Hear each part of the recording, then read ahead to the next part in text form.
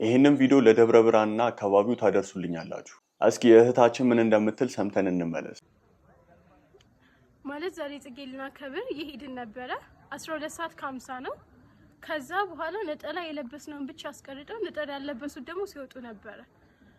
ደብረ ብርሃን ውስጥ ነው የሚደረገው። ይሄ ቪዲዮ ለደብረ ብርሃንና አካባቢው ሀገረ ስብከት እንዲሁም ለደብረ ብርሃን ፖሊስ ኮሚሽን አድርሱልኝ። እኔ በኦርቶዶክስ ተዋሕዶ ቤተክርስቲያን ጠንካራ አማኞች አሉበት ብዬ ከማስባቸው ከተማዎች አንዱ ደብረ ብርሃን ከተማ ነው። ነገር ግን እንደዚህ አይነት ጉዳይ ሲሰማ እንደ ክርስቲያን በጣም አዝኛለሁ። አንድ ኦርቶዶክሳዊ ግለሰብ ወደ ቤተክርስቲያን ሂዶ ስርዓተ አምልኮ መፈጸም መብቱ ነው። ማንም ሊጋፋው፣ ማንም ሊከለክለው አይችልም።